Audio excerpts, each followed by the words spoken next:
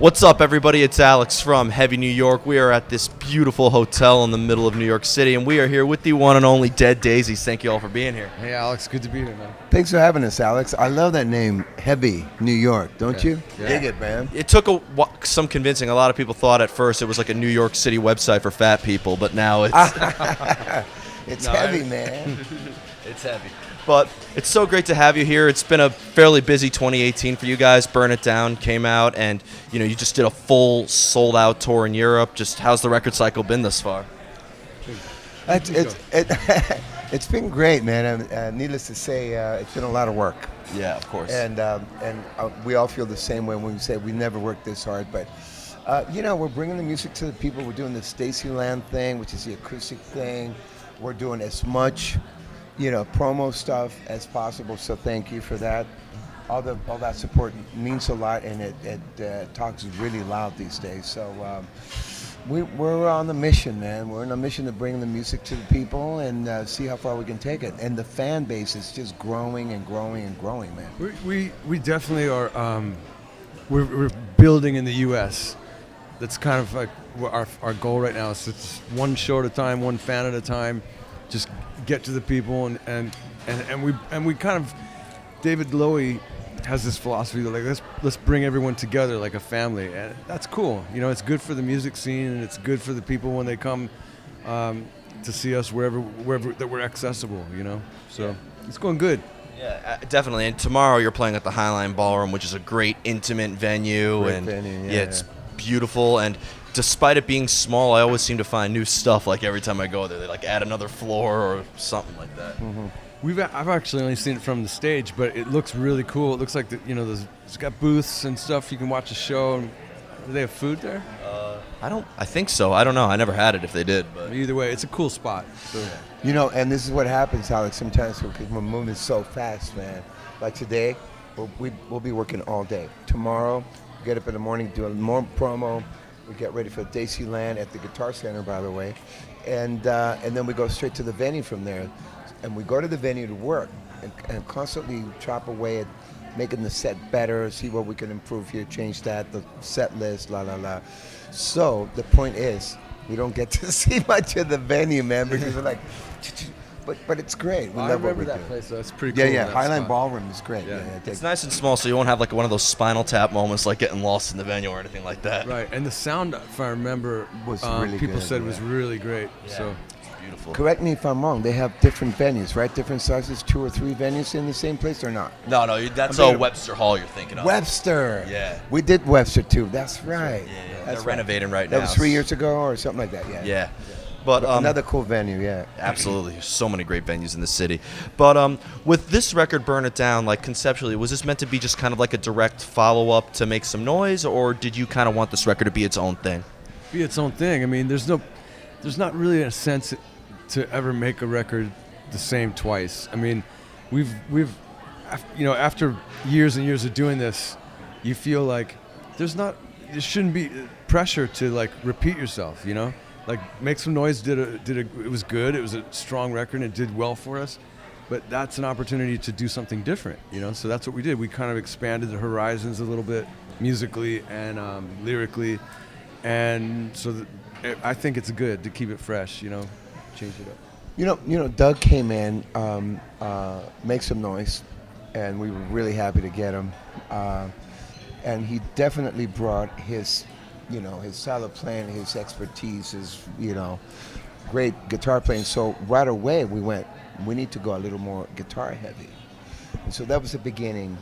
And correct me if I'm wrong, we made some noise, and we noticed a little bit of thing where Doug brought his thing. And then we did the Live and Louder, which solidified Doug in the band, and live. So we noticed, wow, this is a cool direction.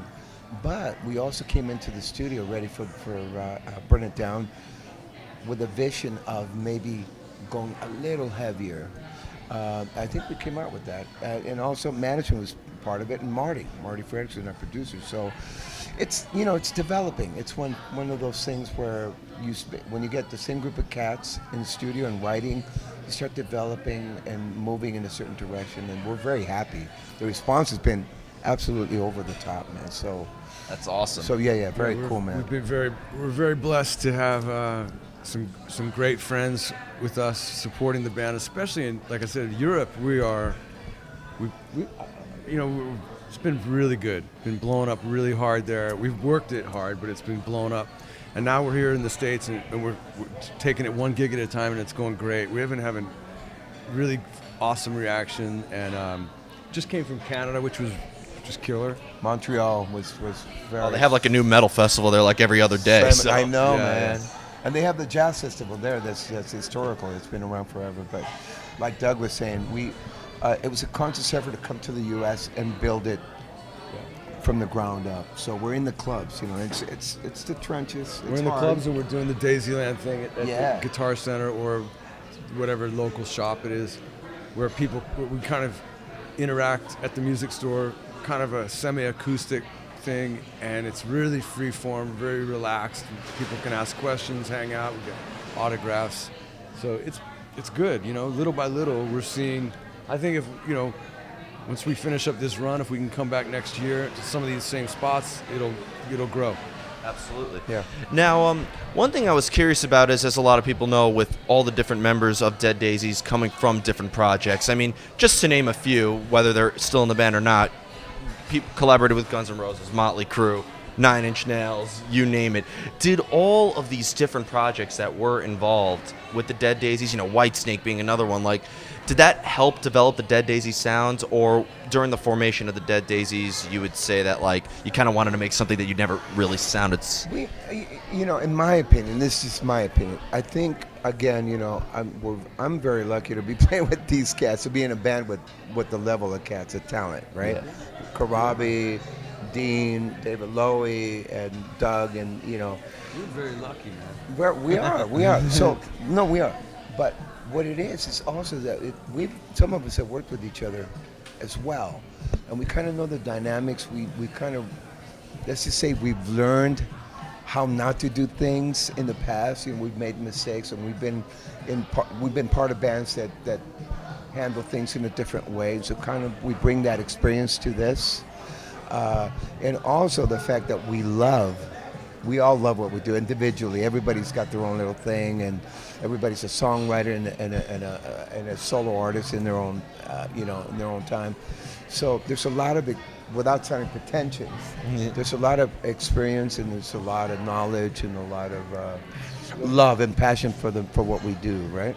Yeah, I was just going to say, to kind of come back to your point too, is that the bands that we all came from, I don't think really had. I don't think it has. It's more about the individuals. We do everything together, very evenly, in like an old school band where we sit down and we'll all pick up a guitar and we'll work on it. We'll write together, we'll record together at the same time. It is what it is. It sounds like just the individuals coming together, as opposed to, we don't sound like Whitesnake, we don't sound like Nine Inch Nails. So, but the main thing is that we are friends. We're friends because we have worked together, or we've known each other. Me and Krabi knew each other when we were in 10th grade, a long time ago. And Mark. So that's the difference, right? The collaborative thing. Yeah. So we're always together. We're traveling together. We're touring all over, and then even after five shows in a row, we get to we got here last night at 3 a.m. or whatever, but if it had been dinner time, it would have been like, hey, where are we gonna go? Let's go eat. We don't split up. It's a real band situation. It's good. That's awesome. Now, what I was curious about is, being that you guys were involved in a lot of other projects, do you guys have a certain template or formula that you always have in songwriting, or does each project and each album, hell, each song even call for a different approach? That's the difference. This is what Doug was talking about. The difference here, and I wanted to get to that point, but I just talk a lot. It's that we understand the importance of 5 cats being part of the whole process, from the inception, from the writing, from the whole thing, the melodies. We're all involved in putting this thing together. Of course, Doug, he's got his talents. I don't jump into his thing, and we all respect each other. There's a lot of mutual respect, right? Yeah, but we do it collaborative. The collaborative thing. I trust If I was going to say, a trust thing. Yeah, I trust Marco. I was like, Marco, what do you think? Is this cool, or what do you think? Because I trust him. If I didn't trust him, I wouldn't ask. And I trust all these guys. I mean, that's we basically definitely, what Marco said, to reiterate, we definitely check our egos at the door. It doesn't matter who you played with in the past. It doesn't matter where you've been or whatever. It's about right now. Who's got an idea? Yeah. Let's hear it. That's cool. Let's try it. Let's speed it up, or let's try it in a different key or whatever. And the songwriting is everybody's invested, like Marco said. And then we can all equally say, you know what, that song's not fitting. Let's push it aside and let's move in another direction or whatever. Just together. That's what we do. It's a team and a lot of trust. So yeah. You ever worried that those songs you push aside might be on like a B-side record and be like the biggest hit you guys ever have one day? It's happened. There's no formula, but creatively, there's a constant process. We're writing backstage, getting ready for the show. There's boom, an idea comes up, boom, record it. So it's very cool like that, man. It's like a big family, a bunch of cats whose common denominator is to come up with the best music possible and provide the best shows. Absolutely. Now, in songwriting, does the Dead Daisies maybe go into the studio with like a preconceived idea in mind of what you want to do, or is there like improvising involved and everything kind of just happens organically? It's like Marco said, we talked about doing something a little heavier, so that's how we came up with song. Marco, Burn It one Down, day, on the Burn It Down record. So one day, Marco, this guy brought a fuzz box, this engineer, and said, Marco, you got to check this out. And Marco plugged in and just was like, whoa! And then went up to 11, right? It had a life of its own. He started playing this riff that turned out to be. And Marty came in, right? What goes around comes around, and so we just like, that's cool. Let's go. Let's see where it goes. And then we kind of just we knew we wanted something a little bit heavier, but we knew from experience that the simple riffs, like what goes around comes around, and from Make Some Noise itself was simple. That kind of stuff goes over really well live because it's not doesn't go over anybody's head. If you're in an arena or a festival stadium, or whatever stadium, it goes over really well because it's simple, So we wanted to focus on some simple riffs. That's where the Dead Daisies has always kind of been anyway, and don't overthink anything, and have fun with it, Still open to anything, That's what's cool too.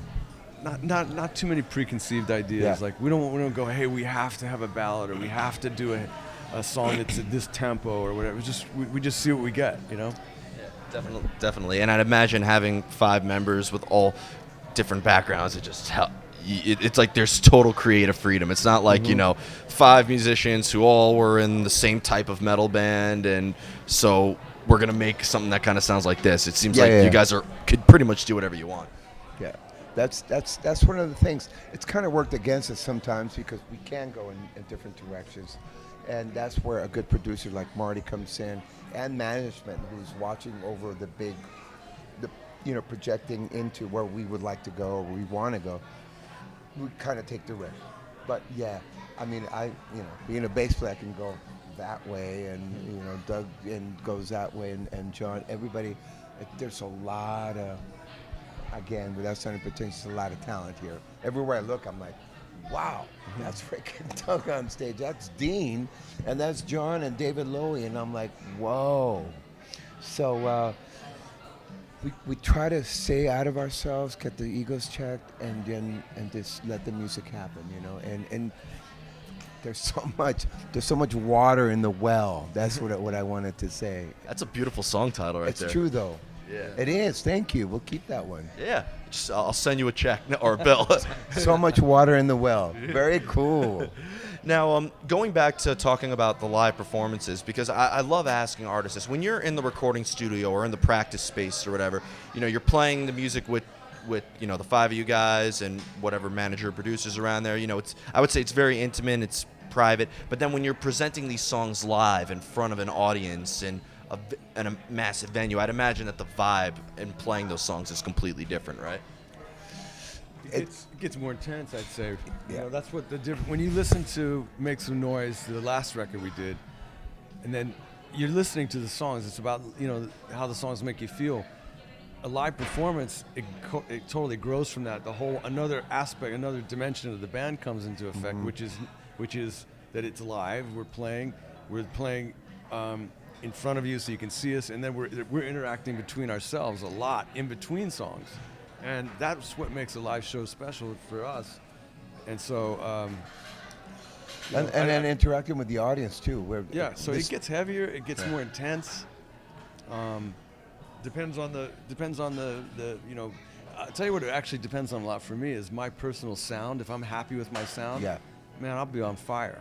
If I'm struggling, I think about like, okay, I'm playing for the Lakers. My name's Kobe Bryant, and we're down by 20 points in the fourth quarter. How am I going to get myself back in the game? That's what I seriously try and think about. But fortunately, somebody else is having, if I'm struggling, Marco's on fire. So it's like, cool, man, he's got this, and it helps lift it up. And vice versa. It's a trip. But yeah, performing is totally a different level, man. We were talking about this. I can't imagine not performing live, especially when you're writing songs and you bring it to the audience and they know the lyrics. It's the high, bro, the buzz. We did a show in Poland last year for I don't know how many thousands of people, like a lot, with an orchestra, and the energy of just going out there in front of so many people, and the sound, the orchestra, just playing. There's nothing, for me, nothing on this planet that can create that. There's no chemical, nothing. That's what I shoot for, the live thing, man. Just get hit, It's amazing, man. Yeah. But that said, one thing is that in smaller venues, we still go for it. Yeah. We throw down. I mean, one thing that we do is we're serious. We try and make improvements every day, no matter if it's an arena or a club. We try and make improvements on the show and the set. What worked, what didn't. What can we do to pump it up, and make it better? And we throw down every night. Which is awesome. And, it's funny because we were actually talking with King's X about this last week, is like, even if you're playing live, there is such like an organism that's in there. But even if you like mess up a note or something like that, or, mess up a beat or whatever, there is like an organic feeling, like there's a natural element to it that lets, I guess, the audience know that the people on stage are also people too. The way I like to look at it, man, honestly, music will never be completely exactly perfect. It would be boring if it was. Right, and this is where, I don't want to talk about it, but Pro Tools, some of us have like taken it to an extreme. This is my 2 cents in my opinion. There's something to be said about capturing the live electricity, the chemistry that happens between 4 or 5 cats in the studio, and then performing that live. But yeah, with a little fluff notes and a little, oh gosh, I was tripping all over myself last night. The stage was and you trip, you obviously, and then you come back to the wave. It's like riding, like you said, the basketball thing. We surf where I come, my kids surf. It's like getting on the board and the waves coming and it's changing and you're trying to stay on top of it. I got chills.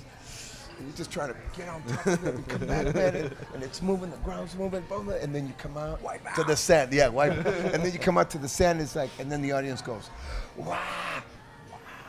I got chills again. Good ride. Yeah. But it's a beautiful, for me, man, it's the best job in the world. I feel really blessed and really privileged to be doing music for a living, and to be here with my brothers, man. Like you said, we're all friends, we're a family, we get on the road, we bump our heads from time to time, we're only human, but again, we want to perform the best shows and write the best music possible, and it's a team. Excellent. It's a basketball team, it's a football team, it's baseball team, it's really cool. I hope it's more baseball, that's my favorite. Oh, there you go. Yankees? I said the wrong thing. And the name of, no, just for the sake of my subscribers, I'm not going to mention which team. Sorry, guys, edit. We're in New York. Well, we love both of them. We love Mets and the Yankees. And La cuenta, por favor. I'm a Dodgers fan myself, but yeah. But we love the Yankees actually play they play Rise Up at the stadium. So. Oh, that's awesome. Yeah. That's great. I think the Mets were doing something last year. Yes, they were. Yeah. And the Cardinals. Yeah. NASCAR. So we just try and get, we're trying to get the music out there in a lot of different ways. And sports is amazing. Everybody loves sports. Oh my God! I mean, Derek Jeter goes out to Enter Sandman. Right. So, That's cool. yeah. So before we go, I want to thank you guys so much for your time today. I know it's a very busy press day here in New York City. Just the usual. What could we be expecting? You're doing this tour right now with Dizzy Reed's Hookers and Blow, and Yes. what could we be expecting from the Dead Daisies for the rest of 2018 and going into 2019? We got a lot more touring to do. We've got another 2.5 weeks on this U.S. run. We end up end of September. September 16th, in L.A. Okay, yeah. Mid-September. And then we have about a month off. Then we start up with the Kiss Cruise in Florida. And then we go directly to Europe until Christmas. Then we go back. Wow. So, Busy freaking year. yeah, we're going to take some time off at the beginning of next year. We've all got some other things we're going to do just to, take a break, family stuff or whatever, And then we'll reconvene in the spring, get back to work. We got the Daisies seeds that we're cultivating, man. Spread them. And I bet it's going to grow into something awesome. Yeah. Yeah. There's lots of water in the well. You owe me $20. Yes, sir. I'll give you 40. All right, that'll work. Thank you, sir. Everybody, we are here with the Dead Daisies. Pick up Burn It Down if you haven't already, and be sure to catch them on the tour with Dizzy Reed's Hookers and Blow, and catch them to the rest of the United States and Europe going into the rest of 2018. We will see you next time, everybody. Heavy New York. Heavy New York.